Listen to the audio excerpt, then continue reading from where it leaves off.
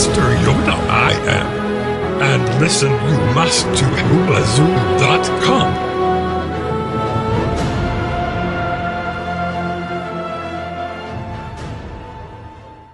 Every successful athlete got a baby mama. Sean Kemp, baby mama. Holyfield, baby mama. Hell, even Tom Brady got a baby mama.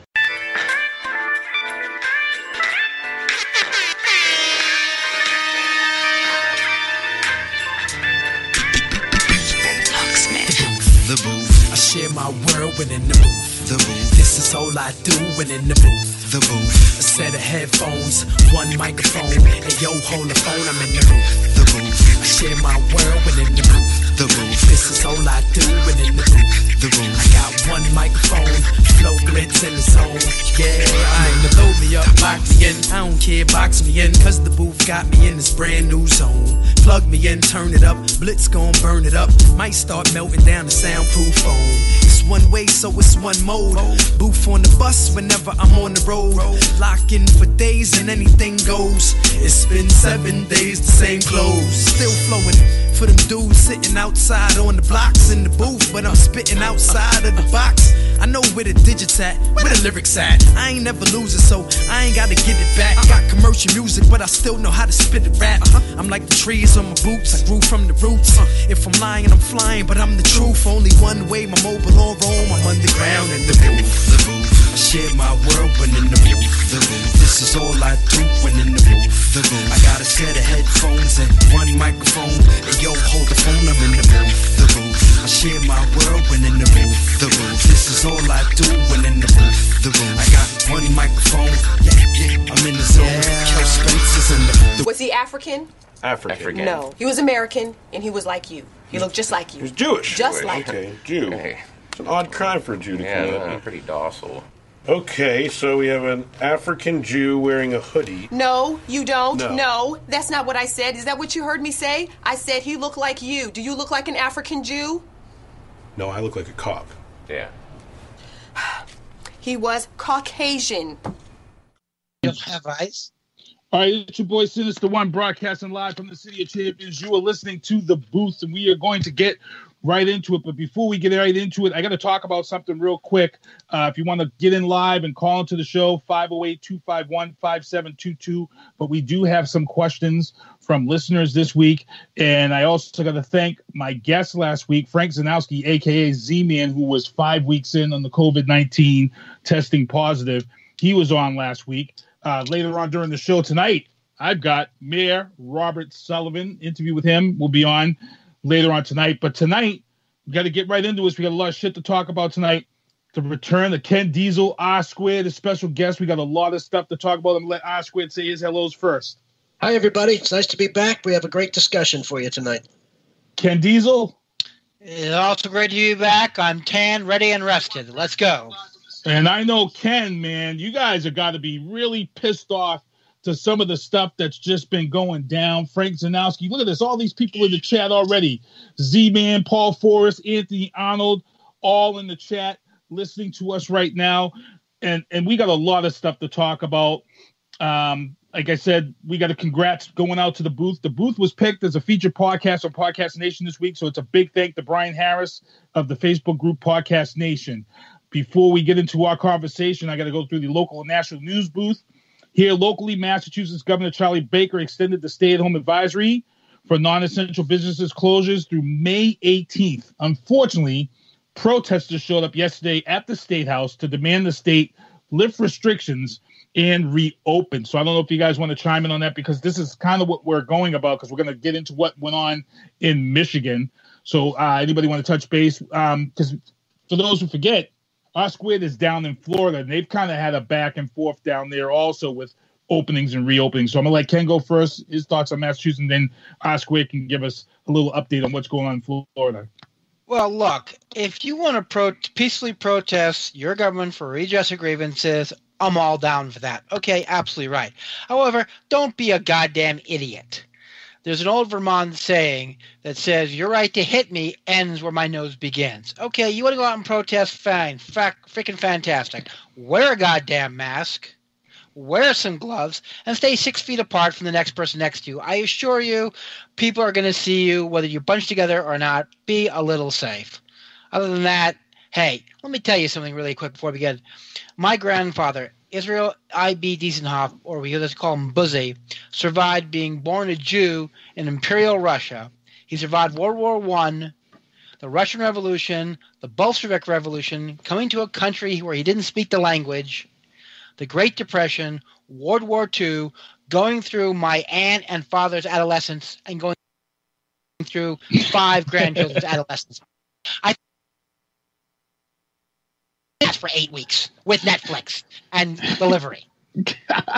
What's up, Van Bates? Van Bates is tuning into the show. Squid, Florida?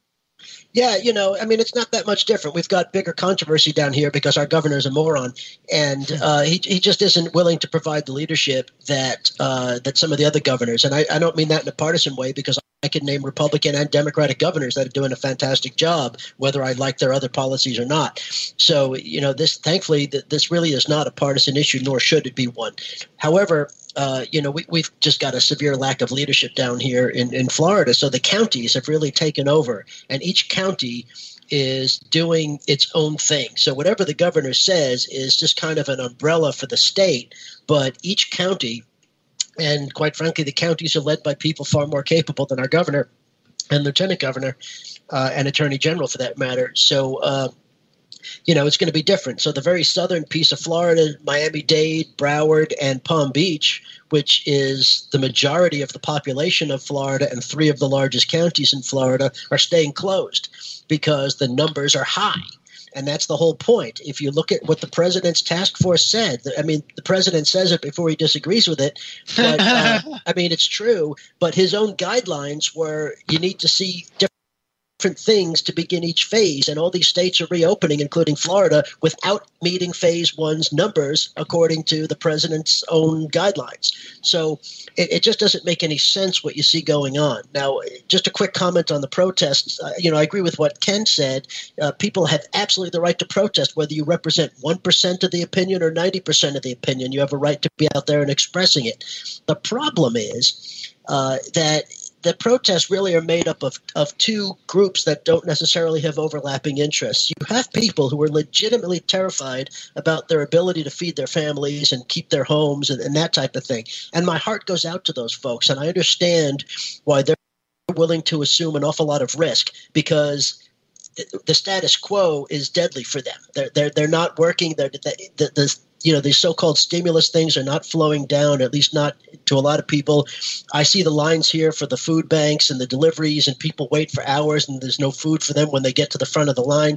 This is a real crisis for those people. So my heart goes out to those folks, and I'm sympathetic to their concerns and their fears. And I think, I wish there was a way to do a little bit more of an accommodation or modification of these things to address their legitimate concerns. The other piece of the protesters, the ones making the news, are the Looney Tunes, the fringe, the extremists, the white supremacists, the bad people, and they are bad people, who are basically exploiting a national crisis to come out of the woodworks, come out of their caves and from under the rocks that they live in, to just cause trouble.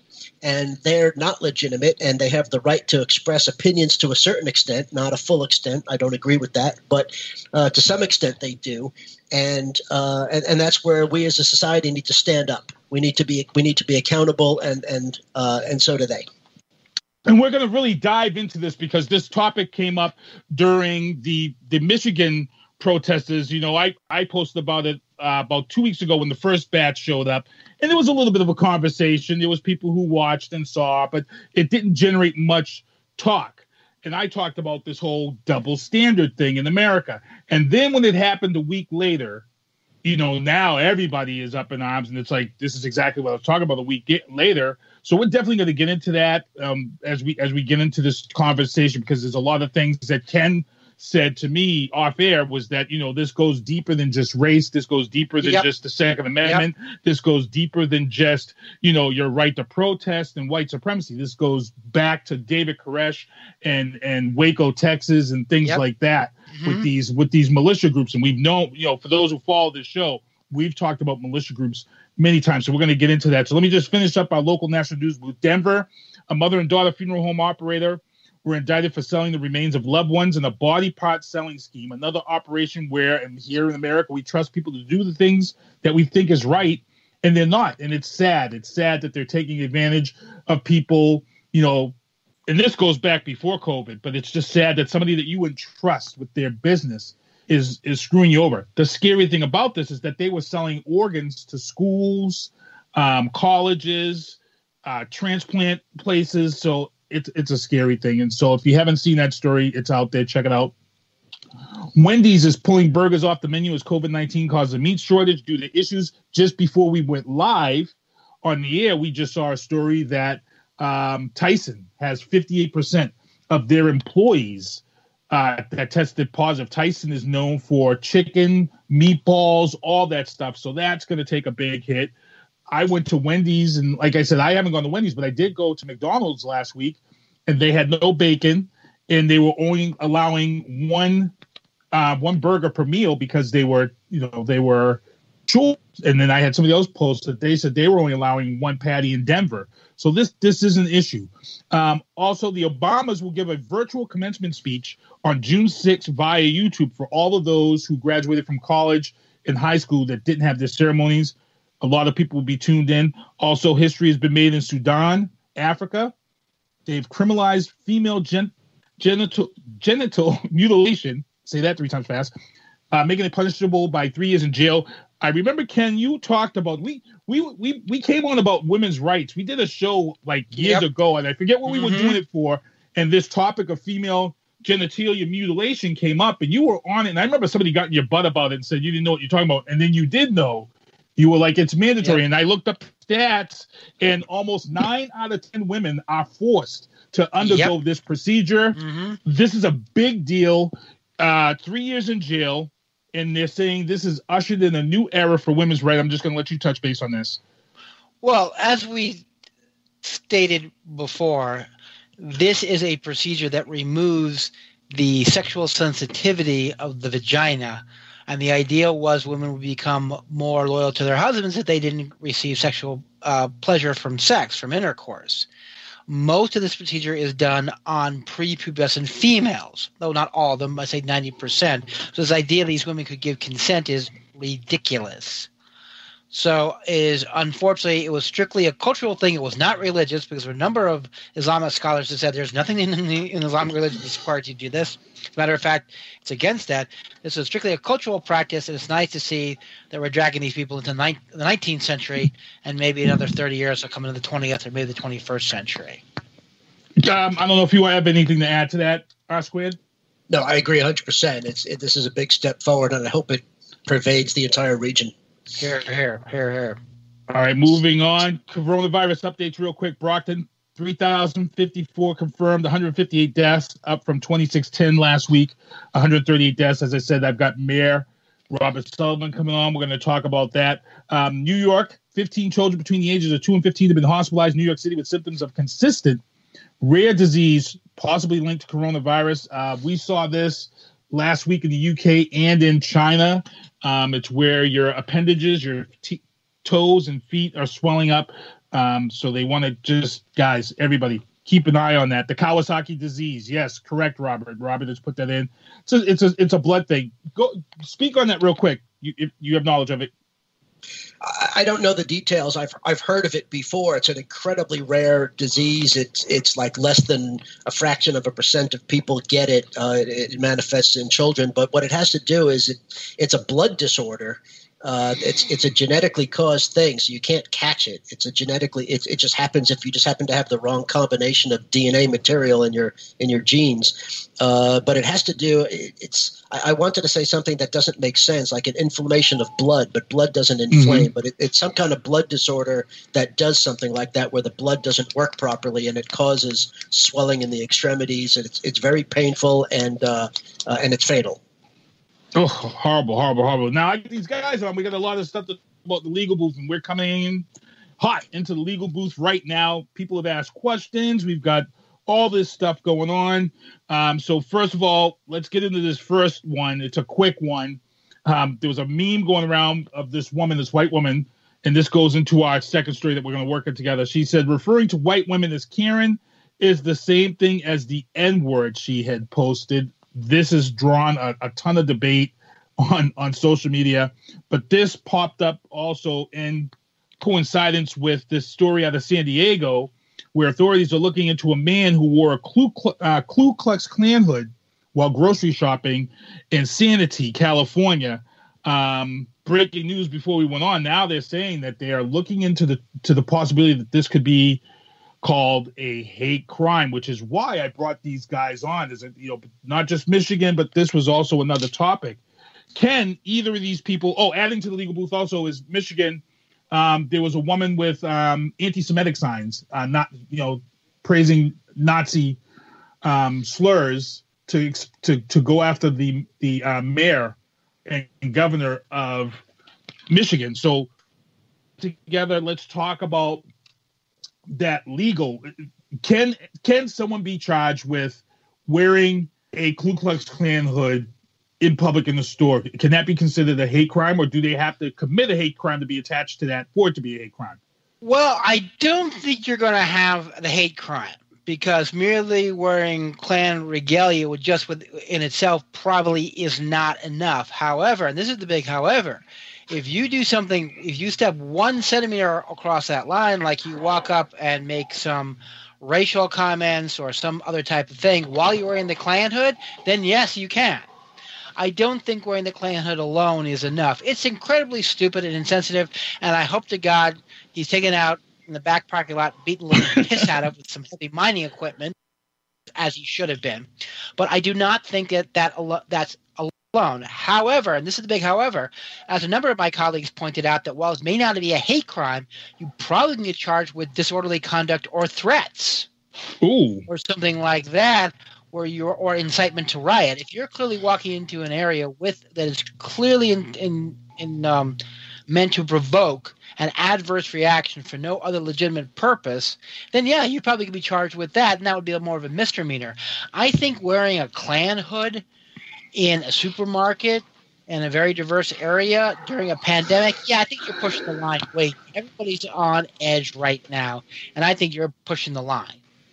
And again, I'm not so sure you should be charged with a hate crime. I hope, but if someone would go out there and just smack that guy around a bit, call me. I'll represent you for free.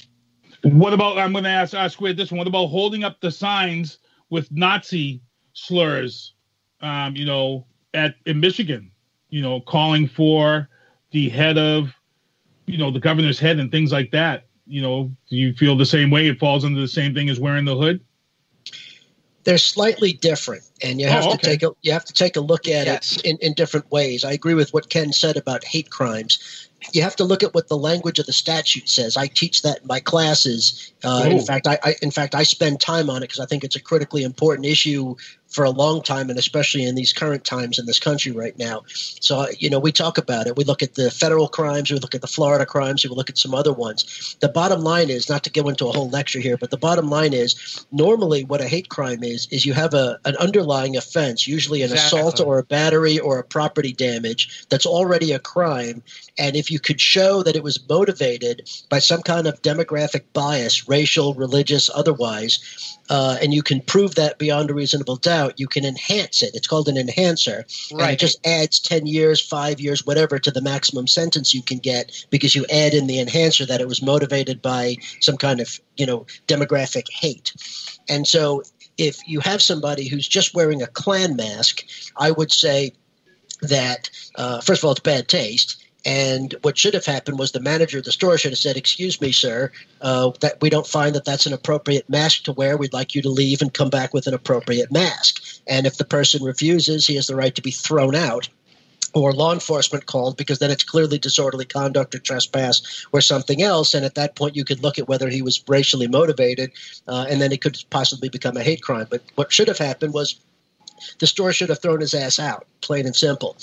And if the store doesn't want to take an action like that, then you have the good people in that community of all faiths, of all genders, of all races come together and protest that store for allowing hate in its aisles, because this is not a time to start making exceptions and to allow such crap. And so you compare that with people holding up, Nazi signs. There's two different ways to look at it. One is if they're just dressing in Nazi regalia or holding signs with Nazi insignia on it, then that would be sort of the same thing. You'd have to show that they were trying to menace the community. You'd have to show that they were doing something, and that would fall under the umbrella of an assault crime. There's so many things that can constitute an assault, whether you're being threatening or menacing or something like that, at which point that you could add the hate crime thing to it. However, if they were using that stuff and also incorporating into a message of violence, that is not protected by the First Amendment. There are a couple of things that are not, and so you do not have the right to express violence against a demographic group or against an individual, because that's exactly one of the noted exceptions from the earliest days of the First Amendment. The Supreme Court has been very clear on it without exception. And so if they were saying that, first of all, the governor and the mayor are not Jewish, so they're using Nazi signs because they're just trying to be troublemakers. That's why I'm saying these are not legitimate people. They don't have a legitimate message. They have no business being out in public. And my response to them would be different than people who are trying to express themselves because of a legitimate panic over the economic situation and everything else. So the fact is, if they're trying to, there is some satire exception when you're a public figure. You can't be that sensitive, that they don't really mean literally that you're trying to suggest that people kill the governor or the mayor or something like that. But you know what? I don't find that funny. I think in times like these where we have a problem with violence, where we do have people, especially of those groups, that take it seriously, whether that was the intended message or not, that has to be shut down immediately. That is not protected by the First Amendment. So it's not the same thing as just wearing a hood into a store, but it's not protected either. So I would say in both cases it needs to be shut down. Okay. Absolutely. Paul Forrest in the chat. Go ahead. If I may just add just one thing to Rob's comment, most people don't understand that there's a difference between assault and battery. Battery is the actual touching of another individual, or as we say, an offensive touching without consent.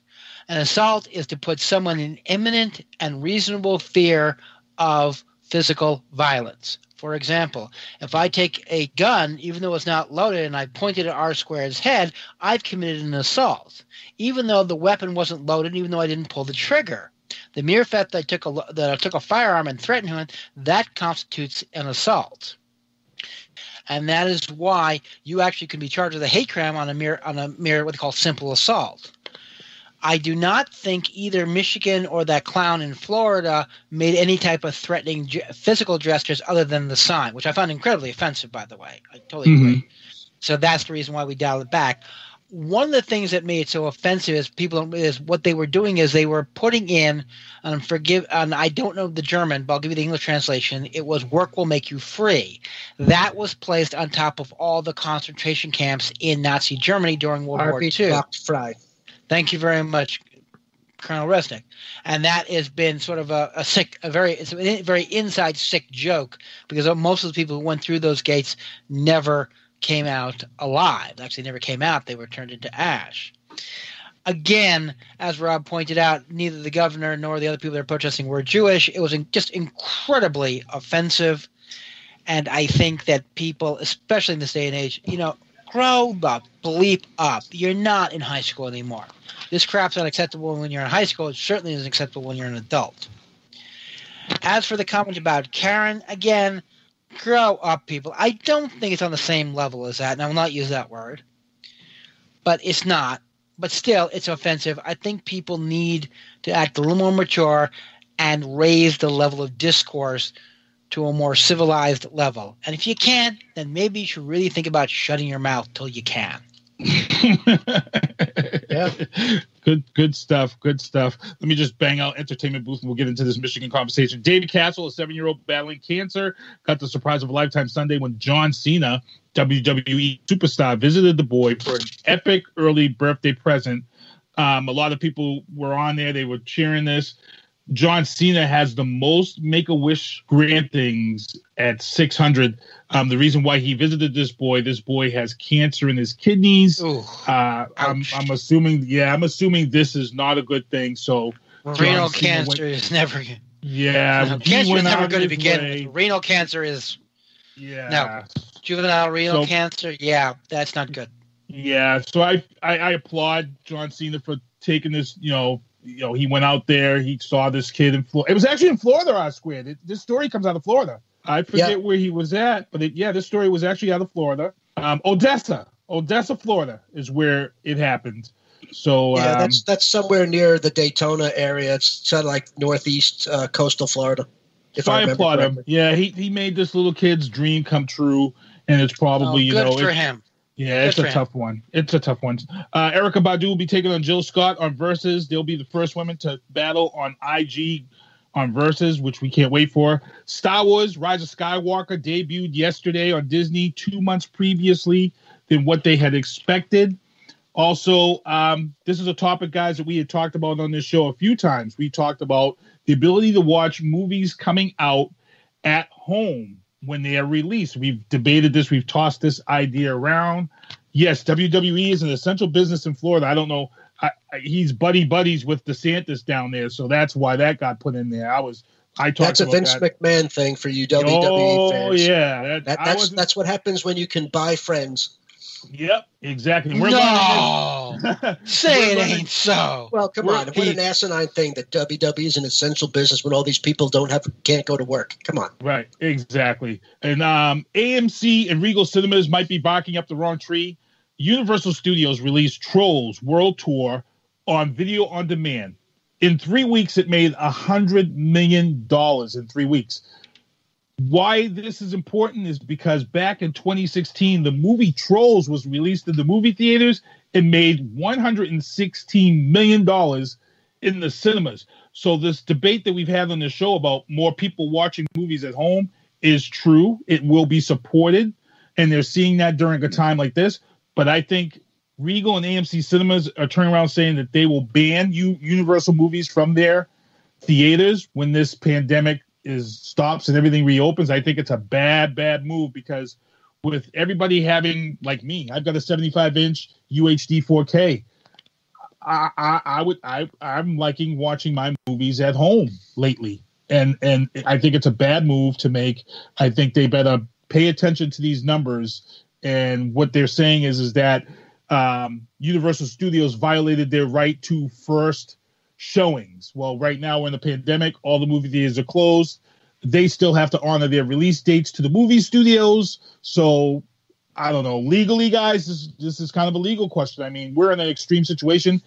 The movie theaters, Universal still has their contracts to release a film, right? So they have to abide by their other agreements before the movie theaters themselves, correct?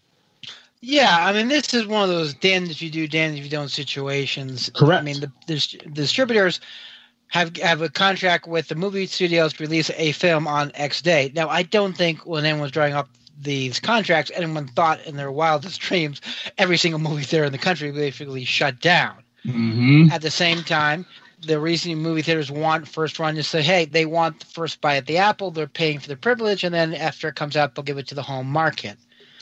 Again, I think somebody needs to go into a room someplace and work out a deal. You know, maybe the movie theaters get a cut of the home rental market, 1%, 2%. Maybe they have a special edition made when the theaters reopen. Yeah, I mean, guys, come on, get creative.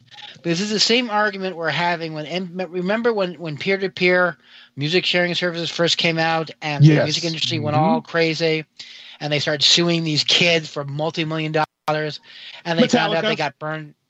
And then it turned out, okay, well, now we're going to figure a way to get the music to our core audience in single song downloads and other things, and now they've learned how to make money. So I think that's one of those things that's going to happen. That was Metallica. Metallica took all these places to court, LimeWire and all these other music sharing, took them to court, turned around and became hypocrites. And when they learned that, oh my God, you can make a ton of money off of this, right? They backed it, and it was the most hypocritical thing in the music industry to ever happen. Exactly, and it's going to happen this way too. Now, I still like going to. There's something like going to the movie theater. I don't know. Maybe it's just me. Maybe it's just that I'm getting nostalgic. But I like going to the movies. I like sitting in the theater. I like my movie popcorn. That horrible, god awful stuff they give you. I got to have my movie popcorn, and I got to have either my Snickers or my the snow caps. Is that what they're called? Yes. Yep. The chocolate with the little white pellets. Yeah. Gotta have that. It's not a movie. It's not a movie thing without my popcorn and my snow caps or my Snickers bars. I just like it. I just really think there's something about going to the movies. I think it's still special. I think certain films like Star Wars films, I had to see in the theater.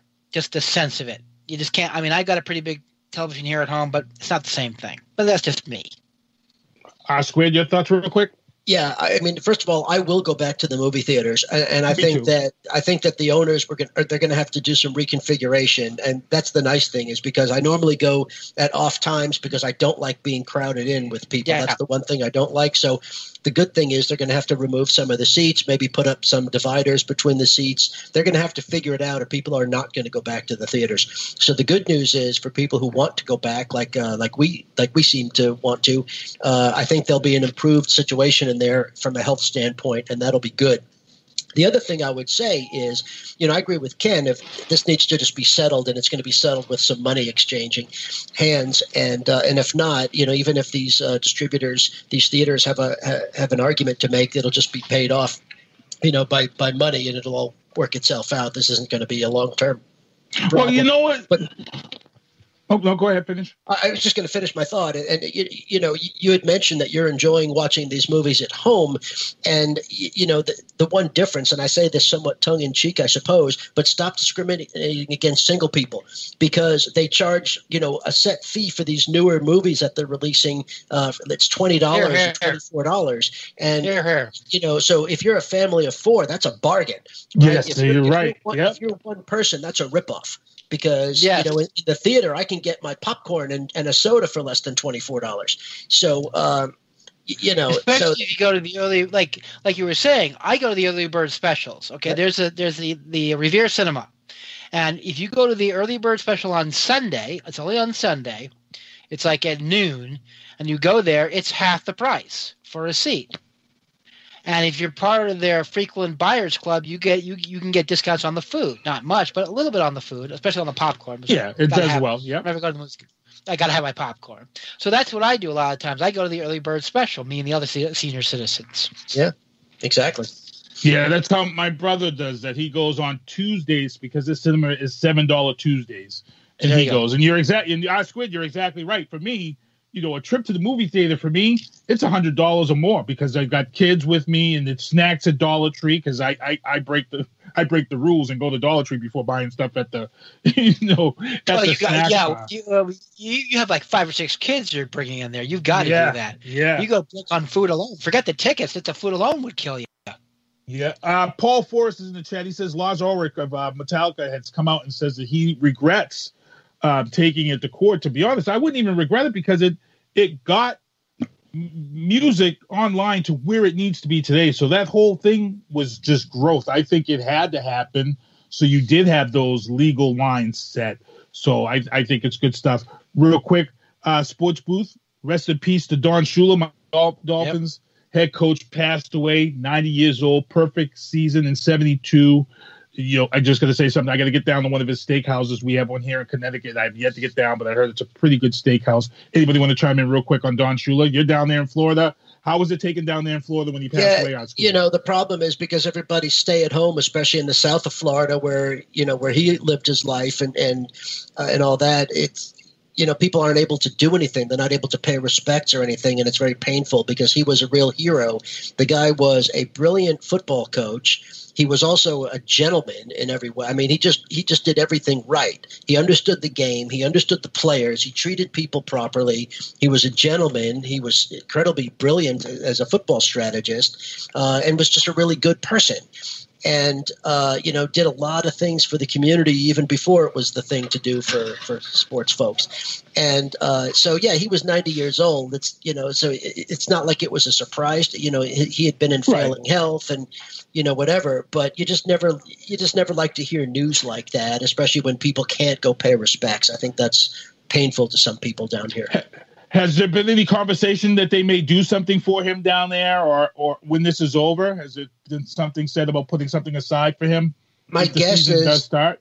They'll do stuff. He's had things named for him already. Okay. There are streets. His celebrity was back, in the 1970s, and then all the way through his coaching into the 90s. So. Or the late 80s, early 90s when he retired. So, I mean, there's a lot that's been done for him publicly. I don't know that there'll be a lot more. Okay. All right. Real quick, the last thing, Andy Dalton signed to a 1-year deal, $7 million to the Dallas Cowboys, including a $3 million guarantee. Jerry Jones is ruthless. We've heard all this offseason stuff about Dak Prescott. He brings him in and he lets go the third string quarterback. He's going to make Dak Prescott fight for his job, or what's going to happen is Andy Dalton, who's made the Pro Bowl 3 years in a row, may just outshine him. He's got a new wide receiver in CeeDee Lamb. If Andy Dalton outshines him, I think Dak Prescott is gone, guys. I think he's all done. Real quick, want to chime in on that one? I'll let our square go first, then Ken.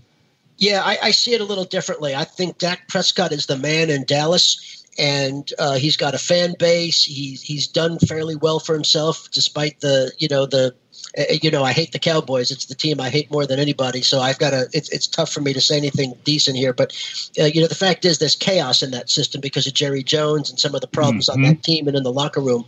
But Dak Prescott has somewhat risen above it. He's got a fan base. I think that's his team. I think Dalton was brought in because Prescott had some injuries. Dallas is desperate to make a run. They need a strong backup who can fill in if necessary. I don't think there's going to be a quarterback controversy. I could be wrong.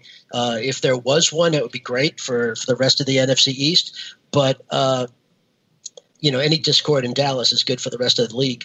But I don't see it that way. I think this was a desperate move they had the money to give. It's a 1-year contract. It's a no-lose situation for Andy Dalton because if he plays, great. If he doesn't play, he's hopefully going to be part of a successful team because he was done in Cincinnati. They cut his ass. So, he had nothing to lose. And Jerry Jones, look, he picked up one of the best backup quarterbacks in the NFL right now for a year. So, everybody wins. I don't think Dak Prescott is looking over his shoulder. I could be wrong. I just don't see it. Ken, real quick. Well, I agree with Rob. I mean, there are two teams that I love in the NFL. Of course, the New England Patriots and anybody playing the Cowboys. I've hated this team since the 70s, since Roger Staubach's tenure. For those of you who were born after the turn of the century, he was a Hall of Fame quarterback, one of the original, big time quarterbacks, along with Joe Namath and Terry Bradshaw. But Jerry Jones is a malignant cancer on the NFL. This man will do, I swear to God, it just proves to me the resilience of the National Football League and the Dallas Cowboys that Jerry Jones can be in charge of this team for almost 30 years and has not caused it to go bankrupt. That being said, Jerry Jones is an egotistical, narcissistic maniac and probably the only person who can rival Donald Trump in ego and narcissism that exists on this planet existence today. And I would not be surprised if just in a fit of pique that he replaces Dak Prescott with Dalton just because he wants to. Please don't misunderstand me. From strictly a football analysis point of view, R squared is 110% correct. Andy Dalton's a great backup. They got him for a song. That's great. Dak Prescott has had some injury issues, and having him there as a backup is a really good, logical thing to do. But we're dealing with Jerry Jones here, okay? This is the man, seriously, this is a man who built an entire stadium to his own ego. Okay? This is a man who literally decided to take on the commissioner of the NFL for the sheer purpose only because God only knows why. I guess he was bored that day. Okay? And I'm no fan of Roger Goodell. I think Roger Goodell is also a piece of bleep, too. But when I'm defending Roger Goodell, that's how far off the reservation that Jerry Jones has gone. And I just say to all you Cowboy fans is good luck. Buckle yourselves in, buckaroo. You're in for a rough ride this year. Damn, Ken. tell us how you really feel. All right, so we're going to get into Trump's troubles, which is going to get into this conversation about Michigan. We already talked about the Trump campaign team releasing the doctor video of Trump as Yoda, taking out the fake news media outlets to celebrate May 4th yesterday. Getting into some other stuff, Trump troubles. A New England for Trump store opened here in Easton, Mass. Drew the ire of many, selling much-needed PPE products sold under this New England Rapid Health. But it's not one just in New England. These Trump stores are popping up across the country loaded with these PPE items. And the joke that's being made is this stuff from the missing stockpile? I thought Oscar and you guys would get a kind of a kick out of that reference. But we also got to talk about real quick President Trump before we came on the air. He said bailouts are unfair to the Republican states who run their states with no issue if they bail out the Democratic states who don't know how to run their states. I think this is a very dangerous comment. I just want to get into this real quick before we get into Michigan. I'm going to start with R-Squared on this one. You heard this comment that came on it was like 4 hours before we came on the air. This was kind of breaking news. What are your thoughts on that real quick? Yeah, I mean, first of all, this has been going on. You could say it's been going on for 40 years because it's been a debate in Washington for 40 years. It's actually been going on since the Civil War. Okay, so you're talking about 160 years almost of history where you've got certain states in the South that are basically thieves, okay? They have survived on thievery since Reconstruction, some of them, and some of them in more recent times. And you've got states that have been the victims of thievery, which have had money stolen from them by the federal government and given to these other states. And so the victim states who have been stolen from are the Democratic states. The top 5 are New York, Massachusetts, Connecticut, New Jersey, and California, and I'm sure Pennsylvania ranks pretty high up there as well. And then, of course, there must be some Midwestern states, but unfortunately they have their share of problems. But you can see where they lose billions of dollars per year.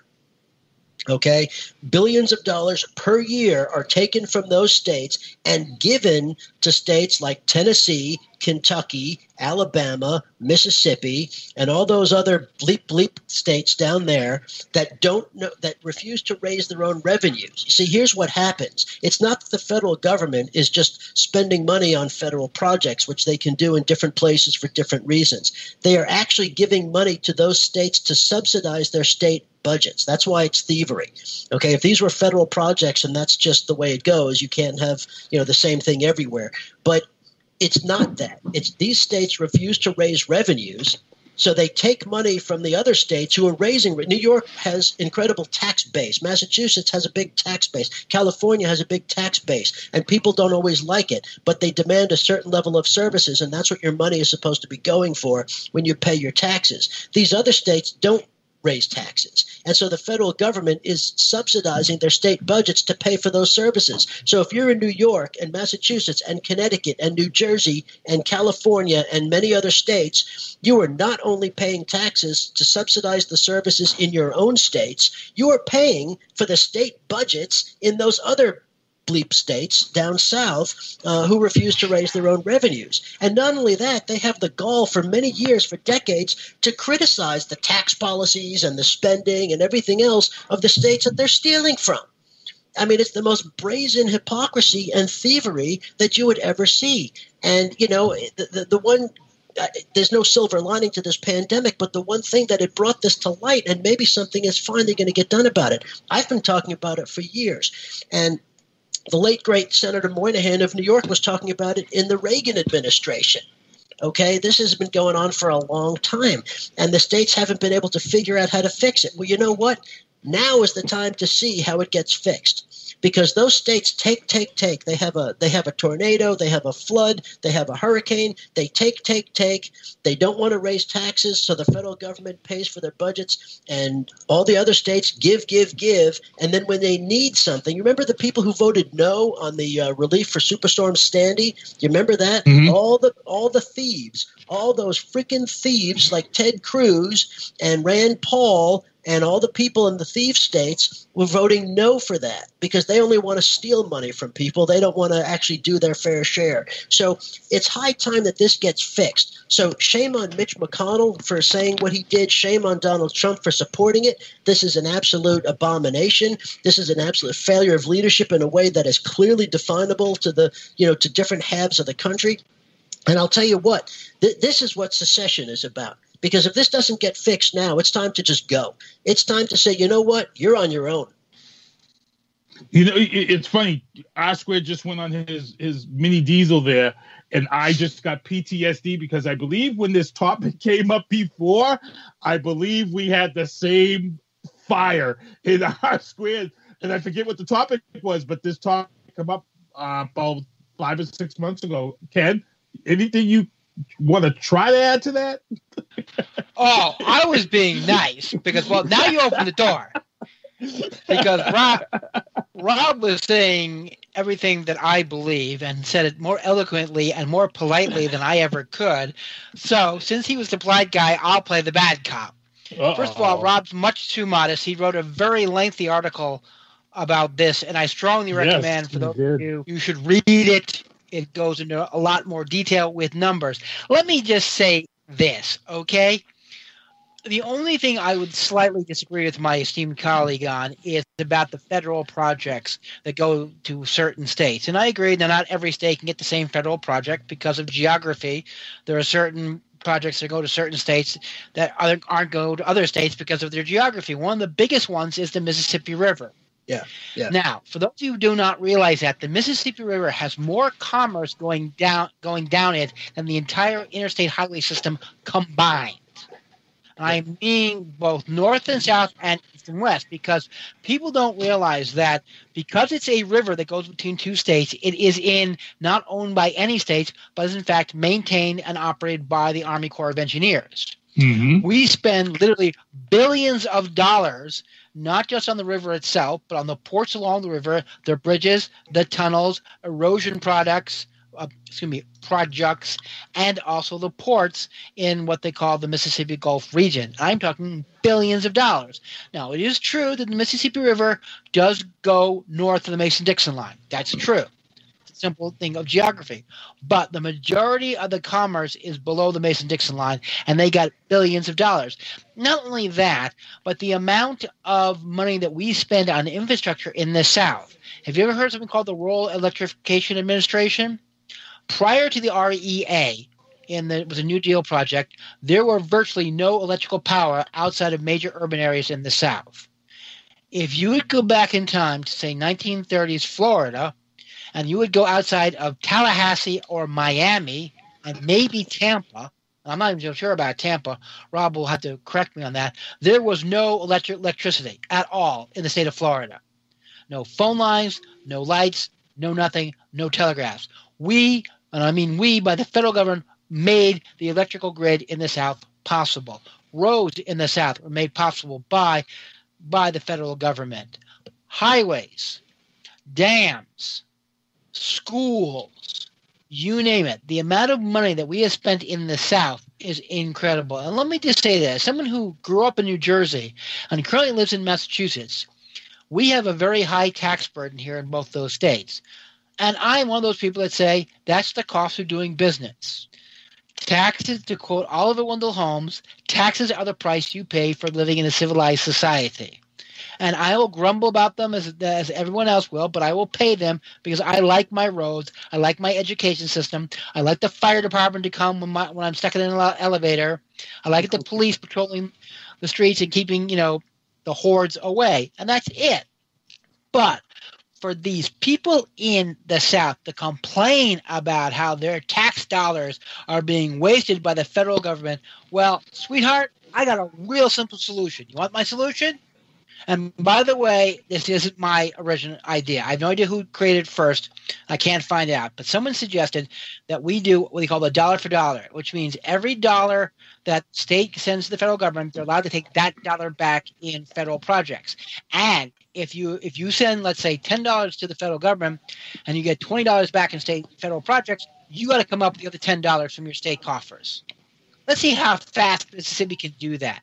Have you guys ever been to Mississippi? Seriously, have any of you guys been to Mississippi? Yes. Yes, I went for Mother's Day. Yep. Okay. Now, outside of Jackson or the Gulf Coast, have you seen that place? I mean, it's a third world freaking country. I was in Biloxi, and I saw some stuff down there because of money being misappropriated for the flood and how things were just simply done completely backwards down there. They built casinos before the water was dredged, Right. and all the Exactly. wreckage from the Exactly. Katrina, and now the waters and beaches were closed. I have been to Mississippi, Georgia, South Carolina, North Carolina, and outside you leave the major urban areas, you're like in deliverance. And I am sorry, I am done bailing your sorry patoots out. Maybe it's time for you to stand on your own. And maybe when you start starving to death and your houses get burned down and there's no one there to repay it, maybe you'll be a little more grateful to the federal government. Okay? Or to quote a very nice meme on Facebook, they have a picture of William Tecumseh Sherman, and beneath it goes, "Don't make me come down there and teach you a lesson like I did the last time." If I could just add one thing real quick. Yeah, go ahead. The question you asked, I got a little off topic because the fact is what they're asking for now is not a bailout. First of all, they're not all Democratic states. You've got Ohio, which is an incredibly red Republican conservative state asking for money. You've got Maryland, which is a Republican governor. So you've got Republican and Democratic states, Republican and Democratic governors who are asking the federal government for some help right now. But the thing is this, here's the key. They're not asking to have their budgets subsidized, and they're not asking for handouts. They're saying that they're asking the federal government to handle the corona stuff. And that's not wrong, all right? I mean, that's a legitimate federal – we've got not just a national pandemic but a global pandemic. Yes. That should be under the responsibility of the federal government. Now, I have no problem with states taking the lead and having some autonomy because we have a very, diverse country with different needs.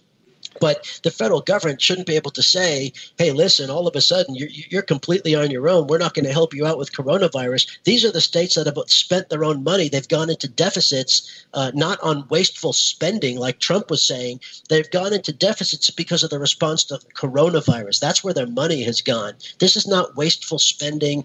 This is not projects they couldn't afford. This is not tax breaks. This is not whatever. This is a coronavirus response. So exactly. If you want to say that this is a bailout or a handout, shame on you. Wow, good stuff. So let's get into this Michigan stuff, and then I'll get into the mayor. Let these guys go. We'll get into that mayor interview. So we're going to go a little bit over here. But what happened was in Michigan, we had a group of white men, about 20 the first week it happened. It was about 25 group of white men with guns. Now, Michigan is an open carry state. And I made sure I mentioned that. And I said, my thing here is not about the white men.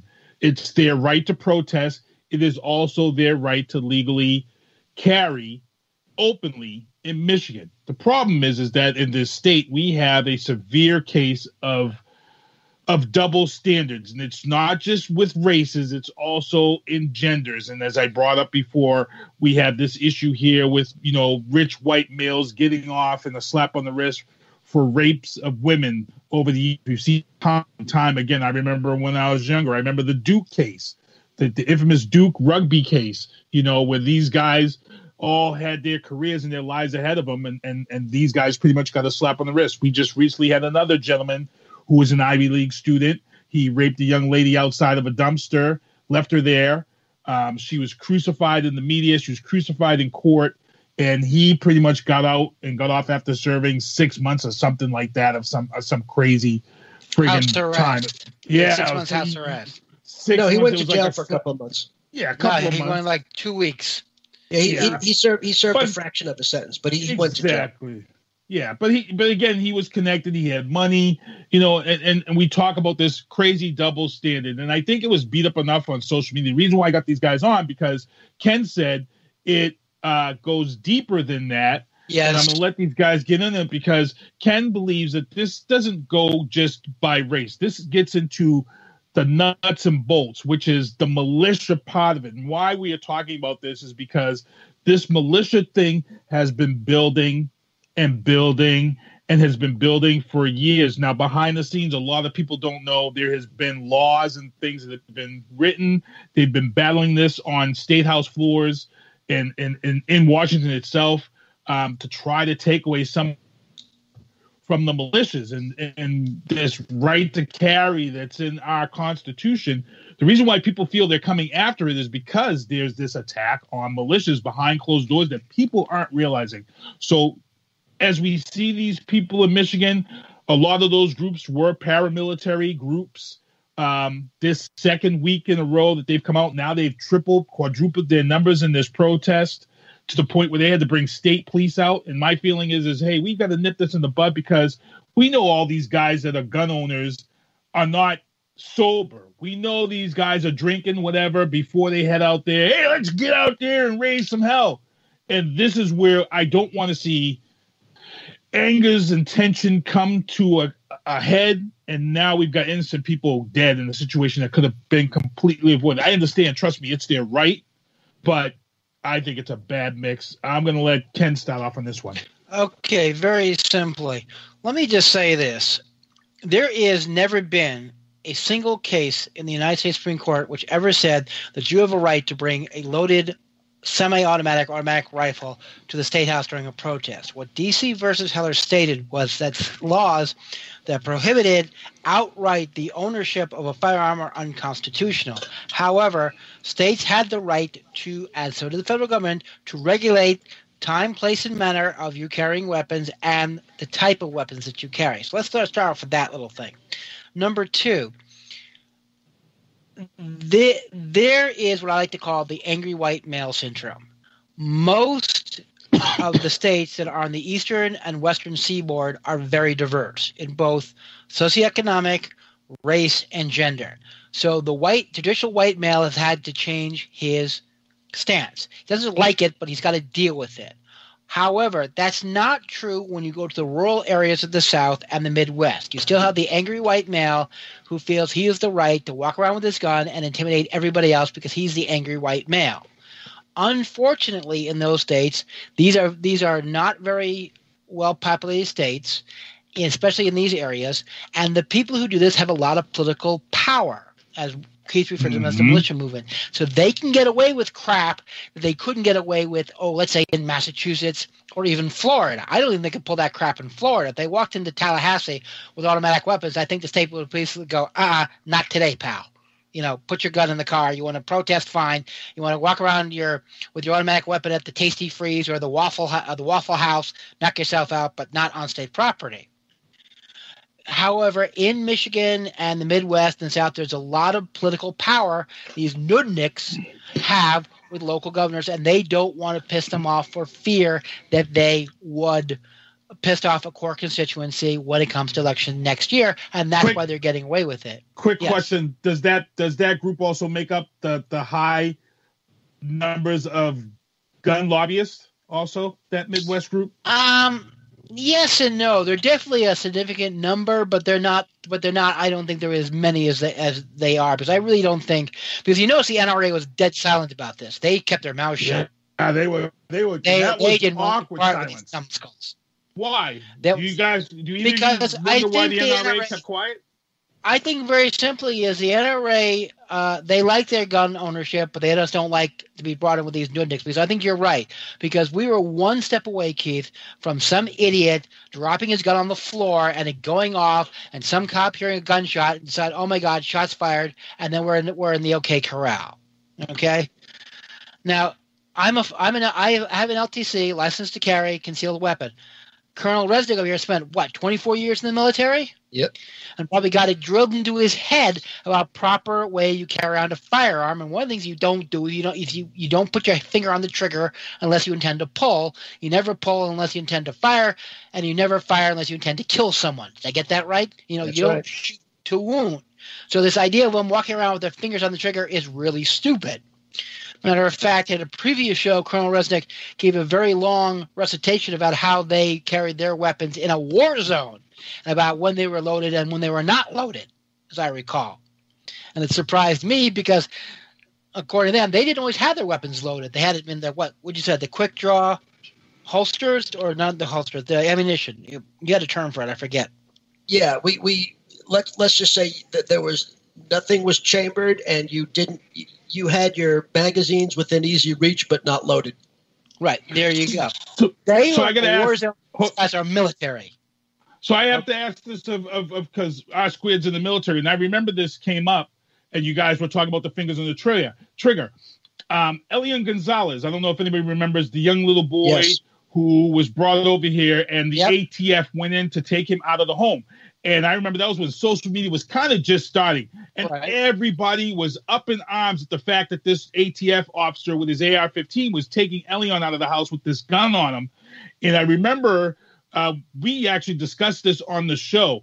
And somebody said that the kid was not in any harm's way at all because the ATF officer did not have his finger on the trigger at all, which meant he was not ready to engage. Right. Is that what they call that, Squid? I believe they said if his finger's on the trigger, ready to release at safety, it's considered ready to engage. If his finger's not on there, it's not ready to engage, correct?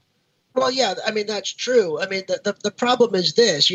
People were scrutinizing the government's response to it, but what you have to remember is they lost in court, right? And the court upheld the law and said that the father, remember the mother died, and so the father had the right to custody of the son, and that's what the law said. And the relatives in the greater Miami area didn't want to turn him over, and so they're the ones who made it an armed siege. They made that level of force necessary by the government by refusing to follow the law, refusing to follow the warnings they were given. And so they forced the government to do what it had to do as a matter of law. And so, people can criticize the ATF or whomever all you want, but it was this local violent group that said, we are going to resist you and we are going to shoot at you if you try to. So they forced them to make an armed response. I'm glad that people weren't hurt in that. But at the same time, they forced that issue. But again, the point I was just making is that he didn't have his finger on the trigger, which meant they knew they were going in not ready to engage, which is different here. When we see, right. So the issue here is we did see pictures of men with their fingers on the trigger in Michigan at the State House. Isn't that couldn't that be considered intimidation? You're not looking at the intent of law. Assault. I would consider not only intimidation, I think it's an assault. You put your finger on the trigger, that's an assault. If you have a weapon with your finger on the trigger, that's an assault. You should have been arrested. But again, this is the point. You've got a very active group of white men in Midwestern states and the South who have a lot of political pull, and no one wants to go up against them. Imagine you trying that crap in Massachusetts. Keith, I want you to imagine if your local union decided to do an armed protest on Beacon Hill with automatic weapons. What do you think the Mass State Police would do to you? Not happening. Mass State Police are showing up in droves. It's not happening. But again, we're not an open carry. Right. But here, I remember, just to give you an example, I remember 2 summers ago, there was a huge protest in the Boston Commons. One of the pro-fascist groups was out there, and there was a huge counter-protest. And I remember the Mass State Police and the Boston Police Department made it quite clear that they said, you want to protest, counter-protest, that's fine. It's your constitutional right. But we're telling you we have a zero tolerance. Anybody gets out of hand, we're throwing them to the ground, and we're taking it away. And they were out in force, full riot gear, horses, the whole 9 yards, and it was fine. No one got out of control. They had it locked down. There were no weapons, and had it locked down. Imagine if we tried to do that in Massachusetts. They would have been arrested. This is what gets me so angry. And Keith, you made an excellent point. You brought up the fact about the movement, or excuse me, the move group in Philadelphia. Yep. It did an armed siege, and the Philadelphia Police Department actually bombed them. They burned down a block of housing. I remember that. I was in law school when it happened. Okay? But these guys got away scot-free, and this is the problem, because now they're getting empowered, because now they're, they brought in their, weapons today. Now it's 40 guys, but it's going to happen. Somebody's going to, is going to slip. Someone's going to squeeze the trigger because they got an itch or got stung by a bee or whatever, and that weapon's going to go off, and everybody's going to start feel the necessity to start shooting. And before we get into the hospital dead, I'm gonna have no sympathy for them. Well, I before we get into this whole militia part too, I Square, anything you want to add to that? Because I know you were vocal on this also on social media about them going in there. You felt, yes, that's their right, but you felt it was wrong. You felt, I'll let you go explain it. Yeah, I mean, first of all, I don't disagree with what Ken said. I want to just add another perspective to it, and that is these people were not exercising their rights. They were in violation of the law, and they should have been met with harsh force, and they were not, and I blame the state authorities for being cowards. And so here's what I'll say. Wow. Yeah, here's what I'll say. The Second Amendment rights that they have, even in an open carry jurisdiction, still have limitations. You still have certain restrictions and things. It's not like you can go anywhere and do anything you want, to include the fact that not only did they have the weapons, they were carrying them seemingly locked and loaded, but fingers on the trigger, as Ken was saying. That's not the same thing as carrying. That's brandishing. That's using. Ooh. Yes. Okay. So Excellent no matter what expansive definition of the Second Amendment you may follow, it does not include that. And so they did not have a Second Amendment right to do what they did. Yes. To bring weapons in the first place into a sensitive area like that. That is not a Second Amendment protected right. And I don't believe that the laws of Michigan or any other state go that far. Secondly, First Amendment right, again, allows you to peaceably protest time, place, and manner restrictions. It certainly does not envision armed resistance, and it does not allow for the violent breaking in or forcible entry to the state government, and it does not involve making threats or threats of violence or threats of harm or threats of intimidation or whatever the different things they were doing. And so they were well outside of any protections of the First or Second Amendment. They were criminals. Now, I will say, I will add this. I got ahead of myself where I was going to say, I wasn't expecting that to come from you. I wasn't expecting you to fall within, but I didn't think you would say that. So here's what I was going to say. So all these people who want to talk about the Second Amendment or otherwise talk about the original intentists and the framers and all that. So let's do a very, very quick. I know we're in the interest of time. Very, very quick. Read what I've posted if you want more detail. President George Washington. Okay, our first president under this Constitution, and after these Bill of Rights were passed, including the First and Second Amendment, surrounded by all the people who wrote the Constitution, including the Bill of Rights, Jefferson, Madison, obviously George Washington, all of the framers, all the names that you know as household names if you've ever gone to school. Washington dealt with an armed insurrection that was just like this. It was called the Whiskey Rebellion. It happened in Pennsylvania. It was a bunch of rural people who took to arms because they did not like some of the federal government's tax policy. It's not unlike these protests. It's just a slightly different issue, but it's the same idea that they decided to manifest their protest, which would have otherwise been protected, but they crossed the line, and Washington ordered that quelled. Okay, and he had the support of all the people who wrote the Constitution and the Bill of Rights, including the First and Second Amendment. There is no right to an armed insurrection. There is no right to an armed protest where you make forcible entry into the government. And so no matter what version of constitutional review or legal review you choose, these people were criminals. They were not within their First or Second Amendment rights. Now, what should the proper response have been? Clearly, you don't want to escalate. Clearly, you don't want to make martyrs. Clearly, you want to try to be tolerant. I get that. And so they should have been, at some point when they were outside. But the closer they got, the more that they became an armed insurrection, the more that they crossed into the perimeter of the state capitol in Michigan. Then when they made forcible entry into the building, and then they actually tried to enter the actual chamber where they had to put bulletproof vests on all the legislators because they were being threatened by this angry armed mob, this insurrection that was trying to storm the legislature. Guess what? At some time before that, there should have been a forced dispersal of this group, including shots fired. Okay, and I mean deadly force, because at some point you do know. Wow. If you're state officials, they crossed a line. You warn them. You don't start with that. You warn them. You come up and say, "Listen, folks, we're trying to respect your right to protest. Keep it here. Make your noise, whatever." But when they tried to, break through the perimeter, there should have been a warning at that point. You need to stop because we're not going to let you pass this, especially with weapons. And then when they got past that point, and they got into the building, at that point there should have been armed force used to dispel them.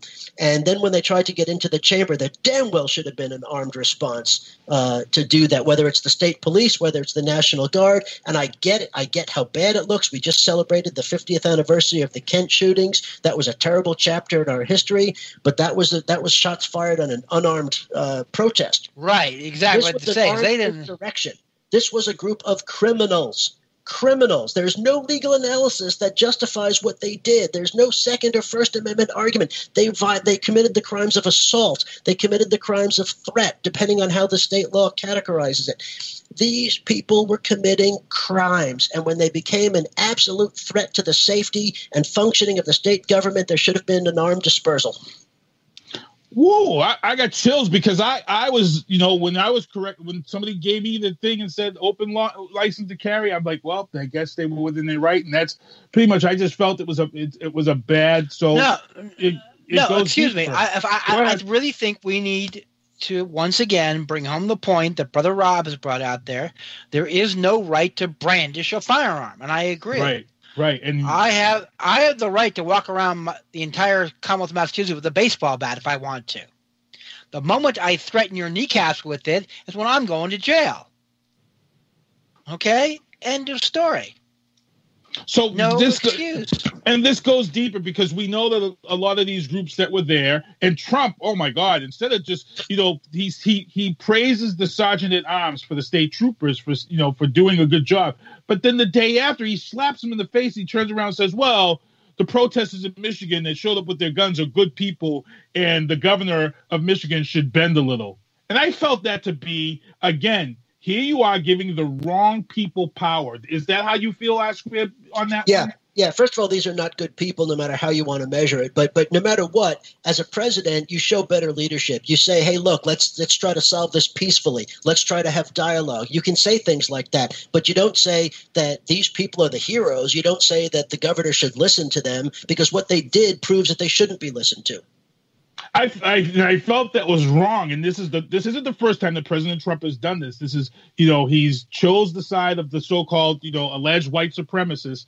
It's a bad look for this country. And Ken, you wanted to get on this because this gets deeper into these militias, and you said that this type of thing, this is something that's been brewing. This is something that they've wanted to kind of do. They've kind of wanted to show their peacock feathers since David Koresh, which goes way back. These are these right-wing, virtually, I'd say all white people who want to show that they're still top dog, that everybody else needs to be underneath them in the social pecking order. Women, blacks, Catholics, Jews, Muslims, Hispanics, everybody else.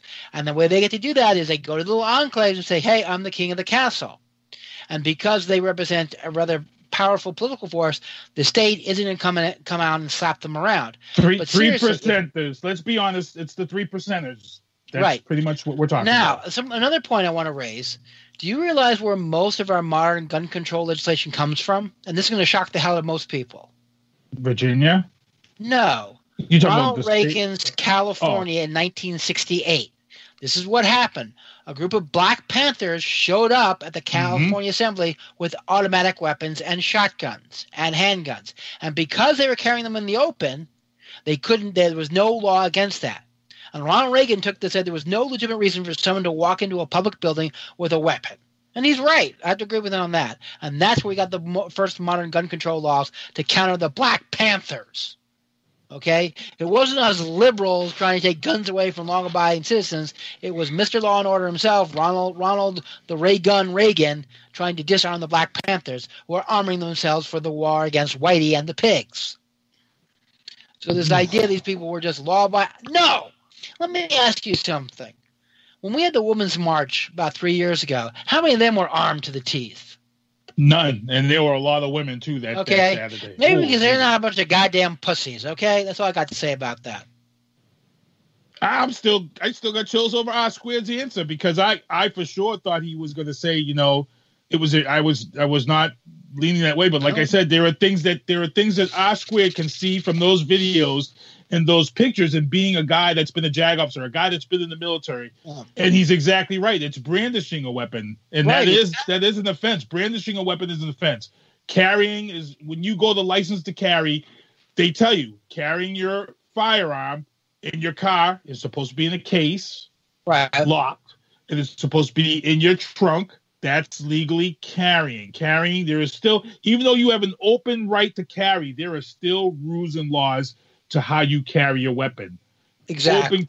You're not going to Shaw's, even though your state's an open carry. You're not going to a Shaw's to buy your supermarket groceries with an AR-15 strapped to your back. Right. You don't need it. Look, I've been to Colorado, which is an open carry state, and I've been to Florida, which is an open carry state. And if you go to Florida, there are a number of places that will put big signs outside that says they do not allow firearms on the premises. That's right.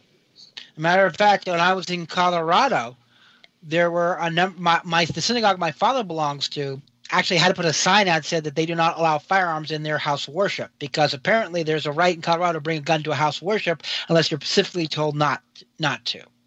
Now, why the hell you need an AR-15 in a church or a synagogue or a mosque? Well, that's an issue for another booth. And like I said, it's a scary moment.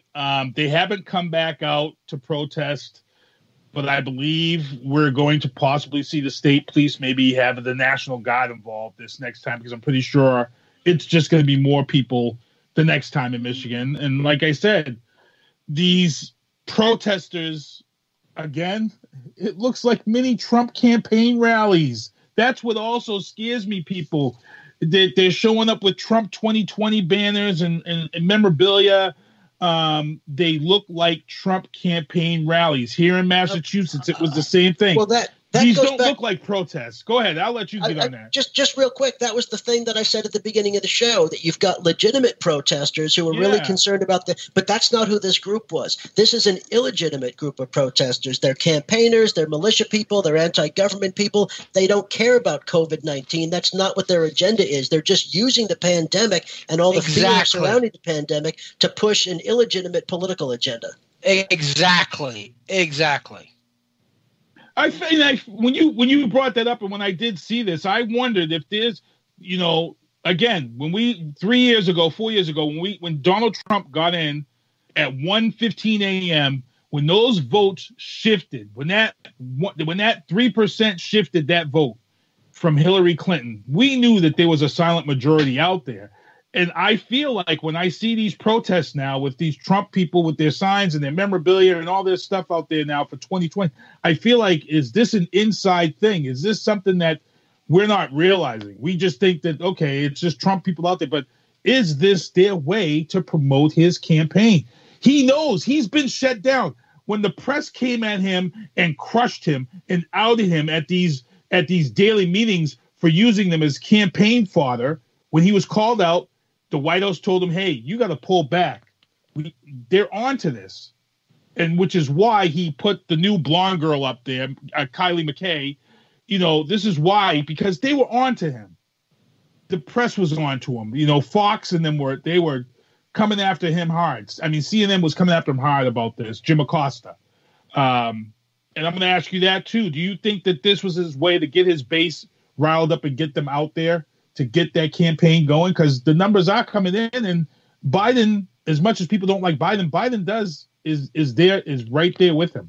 So, Osquid, before we close this down? Yeah, we know for a fact that there have been connections between officials from the Trump campaign and groups that support the Trump campaign and these protest groups. In fact, a lot of the protesters in Michigan weren't even from the state of Michigan. They were brought in there by the Trump minions, funded by the Koch brothers and other Trump support. Well, the Koch brothers don't really like Trump, but they still support these groups. So you have to be careful. But some of these groups are clearly affiliated with Trump and the Trump campaign. Some of them are just normal right-wing groups, but they funded out-of-state people to come in and make sure that there were enough numbers, because that's how small of a minority these idiots really are.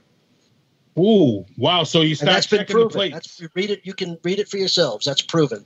But that's scary because it manipulates society. It's a manipulation of society for those. Well, who yeah, don't of know. course. But here's the thing: Trump has been playing the media manipulation game since the 80s. Okay, this is what he does. Yes, he does. Yep.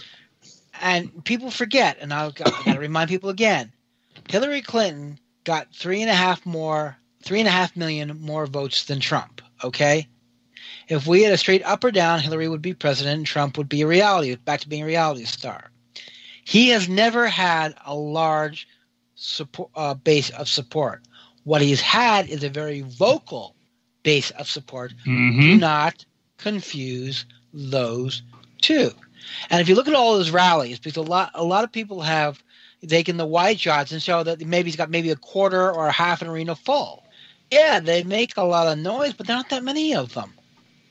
But it's the old question of, it's the old story of dog bites man, not a story. Man bites dog, huge story. And that's what we have here. So we're at 8:20. Get ready to hit at 8:20. We're going to get the mayor interview up at 8:20. We've got about 3 minutes. I got to let these guys say their goodbyes. But real quick, before we close out the show, is there anything you guys want to add to this as we head out and what you kind of foresee? Do you think that this is going to go further in 2 weeks when these numbers come in? So my feeling is with the states that open up, if the numbers climb, which means that opening up was a bad thing, it's going to fall on the governors. And I hate to say this because Trump turned around and said, nope, I'm going to leave it up to the governors. When I felt his first decision was that he was going to make that decision for everybody. And I felt that's the way it should be. You work with the pandemic team closely. I felt that was the way. I think by him turning around and making a knee-jerk reaction and putting it on all the governors, this is why we're seeing what we're happening now across the country. And I think in 2 weeks, when these numbers come in and if they've risen, he's going to turn around. He's just going to say, well, I left it up to this governor of Florida. I left it up to this governor. I can't answer for that. You guys feel that? Do you want to add on to that as we close out with you guys? Ken, you go first. I think he's going to do exactly what you said. I think when the numbers come back and they spike, and they're already spiking right now, he's going to go, look, not my fault, because this man does not take responsibility for anything. I do, however, think that we're going to see, depending on the region, this is very important, because there's been a number of compacts and region areas, you're going to see, maybe certain things opening up slowly. Like it looks like Massachusetts and New England, New York may be loosening the grip a little bit in the middle of May. I'm going to be very careful what I mean by loosening the grip. I think maybe they'll expand the amount of businesses that can open for a limited time. They'll still keep social distancing. Hopefully the courts will be opened up a little more so I can get back to work full time. Right now I'm working from home. It's a bit of a pain in the butt. But I think we're going to start loosen up a little bit, not overnight. I think we're going to have a gradual return to what we were, hopefully by the summer, at least. Fingers crossed. Squid? I agree with what both of you said. I think if we recover from this, it's going to be a lot longer into the future than what people realize and what people are willing to expect. I think this country is going to have permanent damage from this, from a medical standpoint as well as a political one. And right now we're seeing that there are incredible problems with the safety of the food supply or the reliability of the food supply. And I think that's going to exacerbate problems. The other issue is, of course, we don't have, we can't seal off state borders. So no matter what one state does, the state next to it can do something different.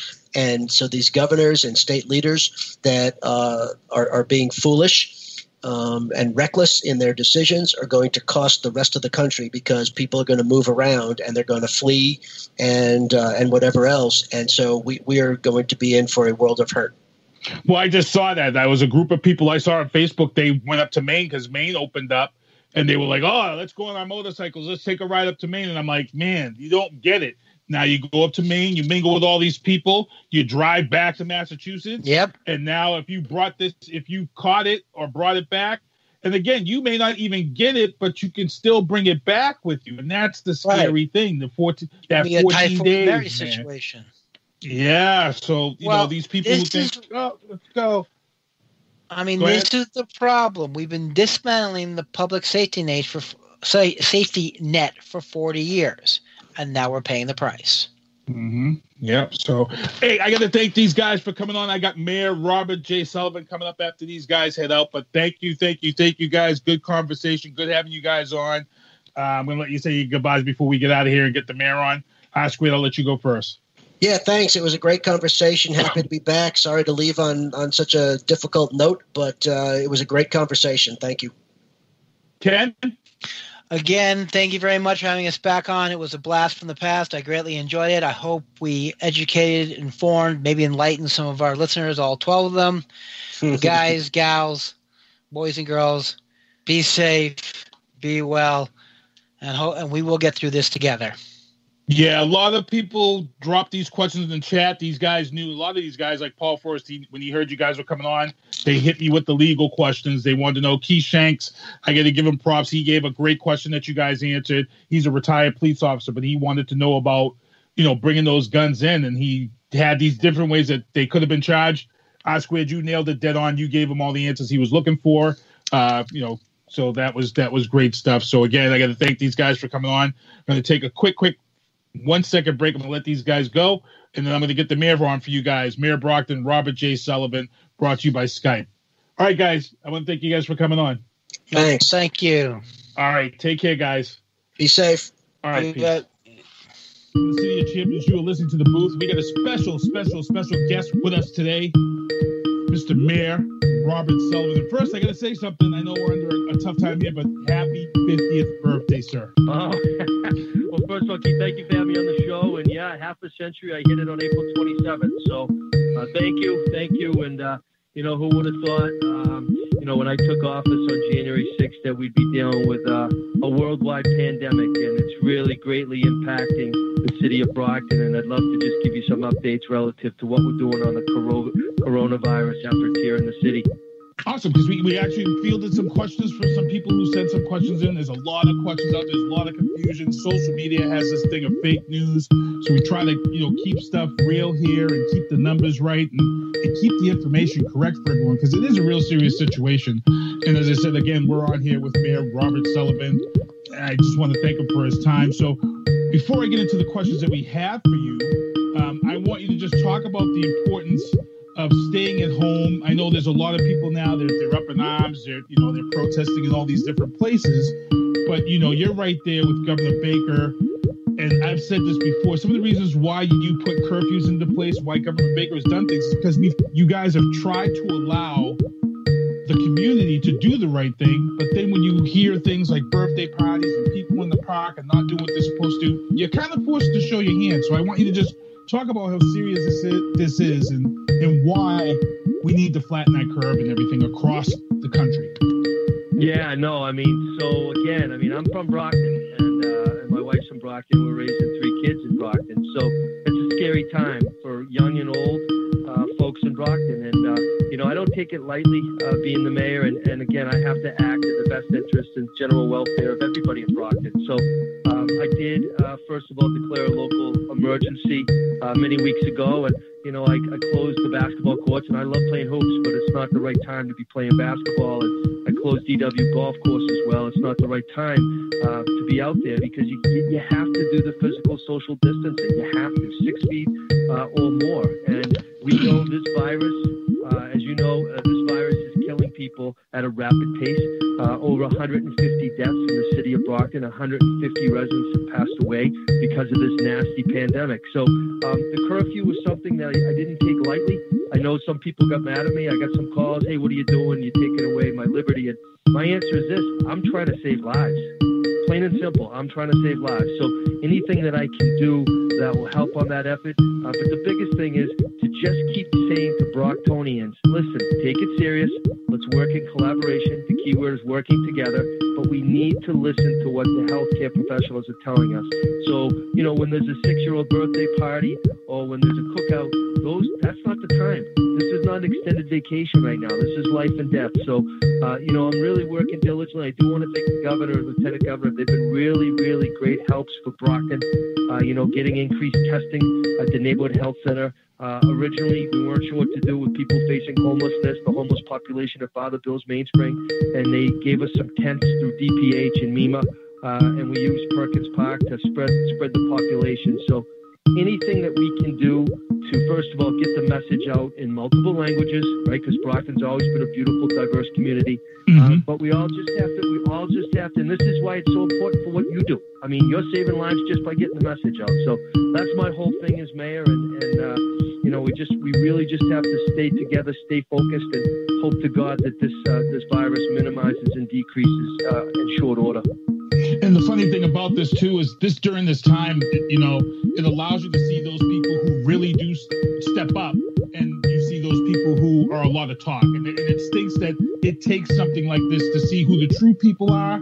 I mean, I've been depressed with some of the things that I've seen where I'm in the business that I'm at, and it's tough. I mean, for you just got in, so this has to be a complete eye opener for you. I'm pretty sure there's people that you thought that you would be able to count on, because it happens to everybody. And then, there's people that have stepped up and you was like, wow, I never expected that. Has it been tough for you like that?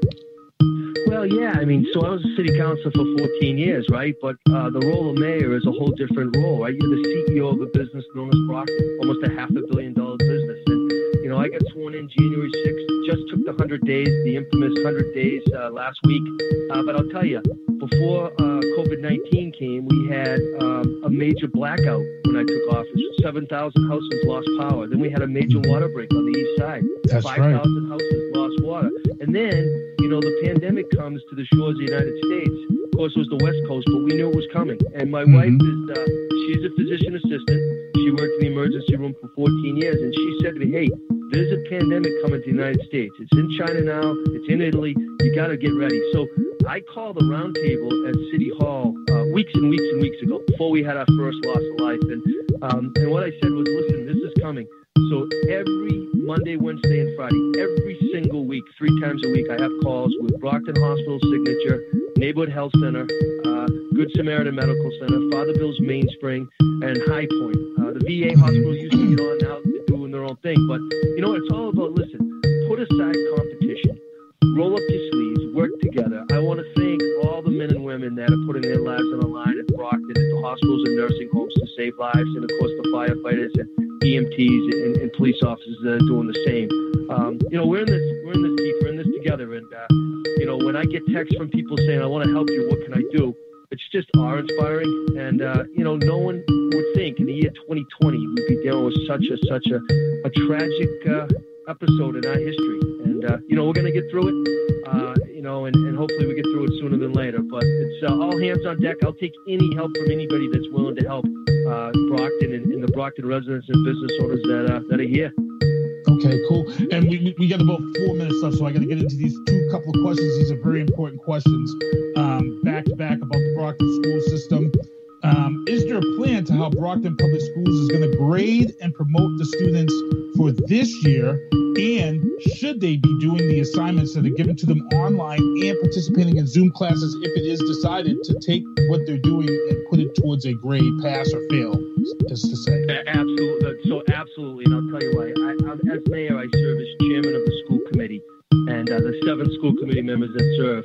Mike Thomas is a great superintendent of schools. We've already passed a curriculum grading proposal. And what's happening is first term and second term came and went, and the boys and girls in the public schools worked diligently for it. They got into the third term, and of course, schools closed. They were asked to work online, virtual, to engage. The principals are calling, the teachers are engaged. They were allowed to either keep that grade as it was third term or enhance the grade, get the grade higher up by working online. And most people did that, which is great. And I'm thanking everybody, all the teachers and the parents and the guardians and the boys and girls, because this is a new normal. Now, the fourth quarter, what's going to happen on that? Because it's not going to happen in the classroom. It's virtual. And so I am asking all the boys and girls not just in public schools, but in Cardinal Spellman, and of course 65% of the population in Southeastern Regional, and New Heights Charter as well. Please take this serious. I know it's not sitting in a classroom. You got to work diligently, because in the Brockton Public Schools, what's going to happen is when the 4th is over, the student is going to be able to pick the grade. Their highest grade from first term, second term, or third term. Whatever their highest grade is out of those 3 terms, they will be able to select for the 4th term grade. It's an awesome thing that the superintendent proposed. We support it. But the caveat is this: if they don't do any of the work, they're going to be penalized. So it's a game changer, right? They're just going to do the work. And you know, another thing, and I know you're short on time, but you know, we're really sad that the seniors aren't going to have everything that we've had, you know, with graduation and proms and junior proms. So we're working right now. We had great conversations the other night with the school committee to recognize these boys and girls, to say, hey, we hear you, we're proud of you, we know it's sad, we know it's not what you expected, but we're going to support you wholeheartedly for your efforts and applaud you for what you've done. So there's some things coming. As soon as they get finalized, I'd love to come back on the show and share them. But, you know, I'm proud to be the mayor of Brockton, and I'm just proud of people like you, Keith, that, you know what, you're digging in, and you're making a difference. And right now, through your call, it's educating the population and the boys and girls in the public school system. And before we get out of here, again, I'm on with Mayor Robert Sullivan of the city of Brockton. One last final question to get about the school. Is there a plan for September? Do we see the possibility of more online schooling becoming part of the curriculum? Because I feel like if we do have more online schooling, it cuts down on these attendance issues that you see at the high school and middle school. And it also cuts down on behavioral issues for these troubled students who usually get traditionally moved and put into an alternative school. Now you can say, you know what, let's not put them into an alternative school where it can hurt them mentally. Let's let them educate at home. And has that been hashed around yet as to what happens in September? Great point. You hit it on the head. So the first thing is we've given out over 6,000 laptops to the students, one per family that requested 6,000. We were at 5,000 and we exceeded that. We went to 6,000. The virtual learning component is something that we're all working. We have a system called Ingenuity, which is an online service which is really helping all grades K through 12. And, you know, I think September is yet to be determined. We've had a lot of calls with the Department of Education and the Secretary. But to be honest with you, the Brockton Public Schools has so many students. I mean, Brockton High is like a city in itself. So I wouldn't be surprised. It's not official yet, but I wouldn't be surprised that we're going to have to do that. And quite honestly, it's worked very, very well with all the teachers and all the students being engaged. And if anybody feels, that they're having any type of emotional problems, there's a hotline through the superintendents. They have resources there for counselors to assist, because it is a troubling time right now. So rest assured that the school committee, the superintendent, the mayor, the city council, we're all in this to make sure that, again, it's a new normal, but whatever that normal is going to be going forward, we all have to have the same buy-in and the same support and ultimately get the job done. All right. Once again, Mayor Robert Sullivan, thank you for coming on. Is there any one thing or you want to just point out and give away before you get out of here? Because I know you've got a very important call to make. Yeah, absolutely. So the game changer in the parking lot at Brockton High School has started. And what that is outdoor testing through a partnership that I was able to work with the governor's office and, of course, the Brockton Neighborhood Health Center and Signature Brockton Hospital. They're doing testing outside, 1/10 for neighborhood health patients, the other 10 for Signature Brockton Hospital. Started on Monday. It's 9 a.m. to 4 p.m. You do have to pre-register by calling, but this is for the 3 criteria. If you're an essential worker, any essential worker can be tested. If you have symptoms of the COVID-19, you can be tested, or if you feel like you've been exposed. So again, we have a lot of testing we've gotten through the state, and it's a game changer. And I strongly urge, if anybody has that criteria and they want to get tested, please call the Neighborhood Health Center. You can always call my office as well. I'm happy to help you. 508-580-7123 or Signature Brockton Hospital. Nice, good stuff. Everybody, just take that information down. Again, please stay in your homes. Listen to what the man is telling us. Please, please, please. And once again, Mr. Robert Sullivan, thank you for coming on the show. I know it's a busy time for you, but thank you for giving us the time for the show today. Thank you, and thank you for what you're doing, and stay safe, my friend. All right, take care.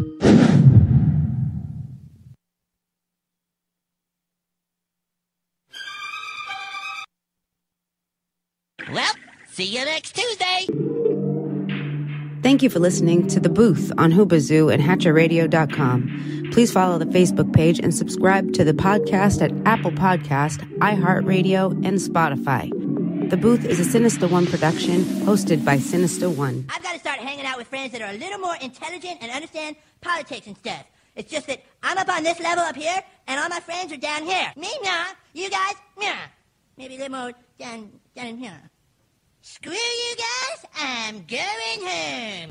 I smoke, I drink, I do my thing. These bitches hating, so you know I got to make it plain. Don't do cocaine with your chick, my main. We stick together, true forever, yeah, you know we bang. I miss those days, which was easy. If only I made it, this don't repeat. Now that I done upgraded, I've been upstate, but y'all think I'm playing. And I got a hit now for these weak assholes who think I ain't slaying.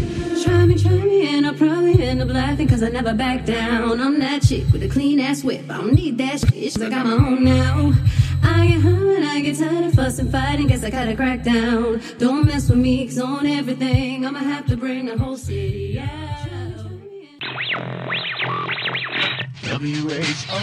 WHOOBAZOO, that's Hoobazoo.com. WHOOBAZOO.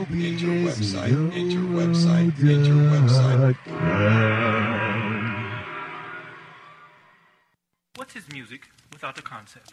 Thanks for listening to another Ask Z-Man, heard every Tuesday night on The Booth at